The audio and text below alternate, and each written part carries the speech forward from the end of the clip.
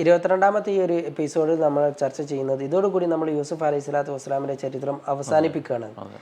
ഇതിനും കൂടിയാണ് നമ്മൾ ആ ഒരു വിഷയം ചർച്ച ചെയ്യുന്നത്. കാരണം സ്വപ്ന സാക്ഷാത്കാരം ഇതോടുകൂടി പൂർത്തിയാവുകയാണ് ചെയ്യുന്നത്.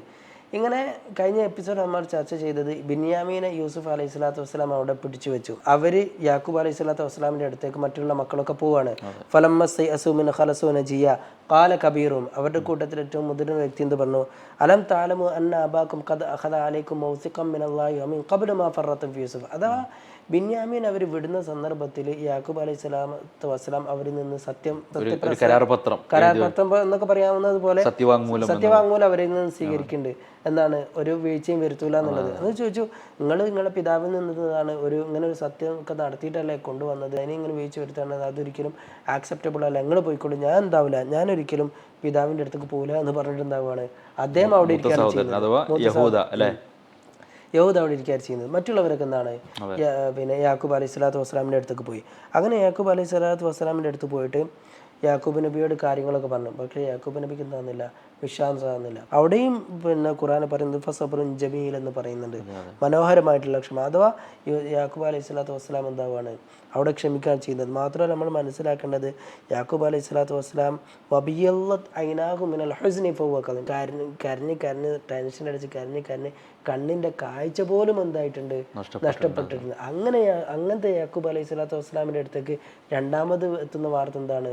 തൻ്റെ പ്രിയ പുത്രനായിട്ടുള്ള ബിന്യാമിനെയും എന്താവാണ്, നഷ്ടപ്പെടുകയാണ് ചെയ്യുന്നത്. അങ്ങനെ പക്ഷേ ഒന്നും ചെയ്യാനല്ല, പിതാവ് അപ്പോഴും ക്ഷമിക്കുകയാണ് ചെയ്യുന്നത്. അപ്പോഴാണ് പറയുന്നത് കാലോ തല്ലാഹി തഫ്തൗ തദ്കുറു യൂസുഫ ഹത്താ തകൂന ഹർലൻ ഔ തകൂന മിനൽ ഹാലിക്കീൻ. എന്നിട്ട് പറയുന്നത് കാല ഇന്നമാ അഷ്കൂ ബസ്സി വഹുസ്നി ഇലല്ലാഹ് വഅഅലമു മിനല്ലാഹി മാ ലാ തഅലമൂൻ. എൻ്റെ സങ്കടങ്ങളൊക്കെ ഞാൻ അള്ളാഹുവിലേക്കാണ് എന്താകുന്നത്, എൻ്റെ സമർപ്പിക്കുന്നത്. എന്നിട്ട് പറയുന്നത് യാ ബനിയ യദ്ഹബൂ ഫതഹസ്സസൂ മിൻ യൂസുഫ വഅഖീഹി വലാ തയഅസൂ മിൻ റൗഹില്ലാഹ്. എത്ര വർഷം കഴിഞ്ഞു നോക്കണം, ഇപ്പോഴും പറയുന്നത് എന്താണ്? നിങ്ങൾ യൂസുഫ് അലൈഹി സ്വലാത്തു വസ്സലാമിനെയും അവരുടെ സഹോദരനെ ഒന്ന് പോയി അന്വേഷിക്കൂ, ഒരിക്കലും അള്ളാഹുവിന്റെ കാരുണ്യത്തിൽ നിന്ന് എന്താവരുത്, നിരാശരാവരുത് എന്ന്. ആ ഒരു ഈമാന്റെ ശക്തി നോക്കണം. 40-40 വർഷം കഴിഞ്ഞതിന് ശേഷമാണ് എന്താകുന്നത് വീണ്ടും യാക്കൂബ് അലൈഹി സ്വലാത്തു വസ്സലാം അത് പറയുന്നത്. അവിടെ തഫ്സീറിൽ കാണുന്നുണ്ട്, ഇപ്പോൾ 2 തരത്തില്. അഥവാ യൂസുഫ് നബിയെ നഷ്ടപ്പെട്ടു, പക്ഷെ യൂസുഫ് നബി മരിച്ചിട്ടില്ല എന്നുള്ളത് യാക്കൂബ് നബിക്ക് വളരെ വ്യക്തമാണ്. അത് നമ്മൾ ഫസ്റ്റ് സൂചിപ്പിച്ചതുപോലെ ആ വസ്ത്രം കീറാത്തപ്പം തന്നെ ബോധ്യപ്പെട്ടിട്ടുണ്ട്, ഇവർ പറയുന്നത് കളവാണ്, ഒരിക്കലും എന്താണ് ചെന്നായ ഭക്ഷിച്ചിട്ടില്ല എന്ന് ബോധ്യപ്പെടുന്നു. മാത്രമല്ല സ്വപ്നത്തിലൂടെ പലതവണ യൂസുഫ് നബിക്ക് അങ്ങനെ ഒരു വഹി പോലെ അള്ളാഹു കൊടുത്തിട്ടുണ്ട്, യൂസുഫ് നബി ഒന്നും സംഭവിച്ചില്ല, മരിച്ചിട്ടില്ല എന്നുള്ളത്. അങ്ങനെ നമുക്ക് തഫ്സീറിൽ കാണാൻ പറ്റുന്നുണ്ട്.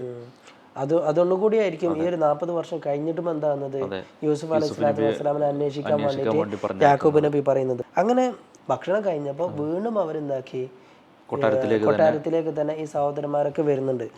അന്നപ്പോ യൂസുഫ് അലൈഹി സ്വലാത്തു വസ്സലാം അവരോട് ചോദിക്കുന്നുണ്ട്, ഖാല ഹൽ അലിംതും മാ ഫഅൽതും ബി യൂസുഫ് വഅഖീ അൻതും ജാഹിലൂൻ.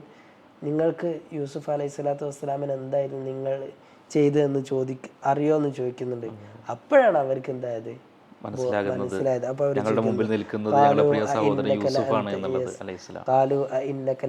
യൂസുഫ്, താങ്കളാണ് യൂസുഫ്.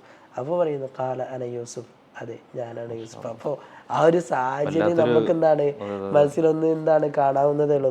നമുക്ക് നമ്മുടെ ശരീരത്തിൽ ഇങ്ങനെ ഒരു കോൾമേർ കൊള്ളുകയാണ് നമ്മൾ. കാരണം അന്ന് എത്രയോ വർഷങ്ങൾക്ക് മുമ്പ്, നൂറ്റാണ്ടുകൾക്ക് മുമ്പ് നടന്നൊരു സംഭവം നമ്മളിപ്പോൾ പറയുമ്പോൾ പോലും നമുക്ക് അതാണ് നഹ്നു നഖുസ്സു അലൈക അഹ്സനൽ ഖസസ് എന്ന് വെറുതെ അല്ല പറയുന്നത്. മാത്രമല്ല ഈ കഥന്റെ അവസാനത്തിൽ പറയുന്നുണ്ട് ലഖദ് കാന ഫീ ഖസസിഹിം ഇബ്റത്തുൻ ലിഉലിൽ അൽബാബ് മാ കാന ഹദീസൻ യുഫ്തറ. ഇവിടെ പ്രത്യേകം പറയുന്നുണ്ട്, ഇത് വെറുതെ പറയല്ല. അഥവാ ഇത് ചരിത്രത്തിൽ നടന്ന ആ സൂറത്ത് യൂസുഫിന് തന്നെ അഹ്സനുൽ ഖസസ് എന്നുള്ള മറ്റൊരു പേരുണ്ടെന്ന് ചരിത്രത്തിൽ കാണാൻ പറ്റും. ഇത് ചരിത്രത്തിൽ സംഭവിച്ചതാണല്ലോ ഇത്രയും മനോഹരമായിട്ടുള്ള കഥ. അങ്ങനെ അവരോട് ഖാലു ഇന്നക അൻത യൂസുഫ്, ആ ഒരു സാഹചര്യം എത്ര മനോഹരമായിരിക്കും. ഖാല അന യൂസുഫ് വഹാദ അഖി ഖദ് മന്നല്ലാഹു അലൈനാ ഇന്നഹു മൻ യത്തഖി വയസ്ബിർ ഫഇന്നല്ലാഹ ലാ യുളി അജ്റൽ മുഹ്സിനീൻ. അങ്ങനെ പിന്നീട് യൂസുഫ് അലൈഹി സ്വലാത്തു വസ്സലാം യാക്കൂബ് നബിയെയും കൂടി കൊണ്ടുവരാൻ വേണ്ടി പറയാണ്. അവിടെ യൂസുഫ് അലൈഹി സ്വലാത്തു വസ്സലാം ഇവരെ രാജാവായി തന്നെ പൊട്ടക്കിണറ്റിലേക്ക് എറിഞ്ഞ സഹോദരന്മാരാണ് അവിടെ ഉള്ളത്. പക്ഷെ യൂസുഫ് നബി എന്താണ് പറയുന്നത്? ഖാല തസ്രീബ അലൈക്കുമല്ലോ, ഇതാണ് ക്ഷമ. എന്തും ചെയ്യാൻ പറ്റുന്ന സാഹചര്യത്തിലും അവരെ ഒന്നും ചെയ്യാതെ തിരിച്ചയക്കുകയാണ് ചെയ്യുന്നത്. ഇതാണ് ക്ഷമ. അല്ലാതെ അല്ല ഒന്നും ചെയ്യാൻ പറ്റാത്തപ്പോൾ ക്ഷമിക്കുന്നതിന് വലിയ കാര്യമില്ല. അപ്പോൾ ക്ഷമിക്കല്ലാതെ വേറെ മാർഗ്ഗമല്ലല്ലോ. പക്ഷെ ഇവിടെ യൂസുഫ് അലൈഹി സ്വലാത്തു വസ്സലാം ജസ്റ്റ് എന്താണ് ഒരു കൽപ്പന പോലും വേണ്ട, അവരോട് നാങ്ങി കാണിച്ചാൽ മതി എന്തെങ്കിലും ചെയ്യാൻ വേണ്ടിയിട്ട്. പക്ഷേ കാലല്ലാ തസ്രീബ അലൈക്കും അൽയൗം യഗ്ഫിറുല്ലാഹു ലക്കും വഹുവ അർഹമുർ റഹീമീൻ എന്നാണ് എന്താകുന്നത് യൂസുഫ് അലൈഹി സ്വലാത്തു വസ്സലാം പറയുന്നത്. അങ്ങനെ യൂസുഫ് അലൈഹി സ്വലാത്തു വസ്സലാം ഒരു വസ്ത്രം നൽകിയിട്ട് എന്താണ് യാക്കൂബ് അലൈഹി സ്വലാത്തു വസ്സലാമിനെയും കൂടി കൂട്ടി വരാൻ വേണ്ടി പറയാണ്. ഇത് ഹബൂബ് ഖമീസി ഹാദാ ഫഅൽഖൂഹു അലാ വജ്ഹി അബി യഅതി ബസീറ വഅതൂനി ബി അഹ്ലിക്കും അജ്മഈൻ. അങ്ങനെ ആ വസ്ത്രം യാക്കൂബ് അലൈഹി സ്വലാത്തു വസ്സലാമിൻ്റെ മുഖത്ത് സ്പർശിക്കുന്ന നേരം യാക്കൂബ് അലൈഹി സ്വലാത്തു വസ്സലാമിന് കാഴ്ച കിട്ടും. അങ്ങനെ അവരെന്താകുന്നുണ്ട്, വരുന്ന നേരം യാക്കൂബ് അലൈഹി സ്വലാത്തു വസ്സലാം വളരെ വിദൂരതയിൽ നിന്ന് തന്നെ ഈ ഒരു സ്മെല്ല് അനുഭവിക്കുന്നുണ്ട്. അപ്പോൾ യാക്കൂബ് നബി പറയുന്നുണ്ട്, വലമ്മ ഫസത്തുൽ ഖാല അബൂഹും ഇന്നി ലഅജിദു റീഹ യൂസുഫ്, ഞാൻ എന്താണ് യൂസുഫ് അലൈഹി സ്വലാത്തു വസ്സലാമിൻ്റെ ഒരു സാന്നിധ്യം അനുഭവിക്കുന്നുണ്ട് എന്ന്, ഒരു സ്മെല്ല് അനുഭവിക്കുന്നുണ്ട് എന്ന് പറയുന്നുണ്ട്. അപ്പോൾ അവർ കാലു തല്ലാ ഇന്നക ലഫീ ലലാലിക്കൽ ഖദീം, താങ്കൾ എന്താണ് പണ്ടത്തെ ആ ഒരു ലലാലത്തിൽ തന്നെയാണല്ലോ ഇപ്പോഴും എന്താണ് എന്ന് പറഞ്ഞുകൊണ്ടിരിക്കുകയാണ് എന്ന് ആര് പറയാണ്, മക്കളൊക്കെ പറയുന്നുണ്ട്. അങ്ങനെ അവരെന്താണ് യൂസുഫ് അലൈഹി സ്വലാത്തു വസ്സലാമിൻ്റെ അടുത്തെത്തുകയും അങ്ങനെ യാക്കൂബ് നബിയുടെ അടുത്തെത്തുകയും കാര്യങ്ങളൊക്കെ വിശദീകരിച്ച് കൊടുക്കുകയും അങ്ങനെ പരിവാര സമേതം എന്താവുകയാണ് യാക്കൂബ് നബിയും പിന്നെ യാക്കൂബ് നബിയുടെ ഭാര്യയും അഥവാ യൂസുഫ് അലൈഹി സ്വലാത്തു വസ്സലാമിൻ്റെ മാതാവും സഹോദരങ്ങളും ഒക്കെ കൂടി എന്താവുകയാണ് കൊട്ടാരത്തിലേക്ക് എത്തുകയാണ് ചെയ്യുന്നത്. അവിടെ യാക്കൂബ് നബി പറയുന്നുണ്ടല്ലോ, നിങ്ങൾ എന്താണ് ഇങ്ങനെ പലതും പറഞ്ഞുകൊണ്ടിരിക്കുന്ന പറയുമ്പോൾ ഇന്നി അലമു മിനല്ലാഹി മാ ലാ തഅലമൂൻ എന്ന് പറയുന്നുണ്ട്. അപ്പോൾ അള്ളാഹുവിൻ്റെ പ്രത്യേകമായ ഒരു വഹയി എപ്പോഴും യാക്കൂബ് നബിക്ക് കിട്ടിക്കൊണ്ടിരുന്നു എന്നുള്ള ഒരു വലിയ ഒരു കാര്യമാണ്.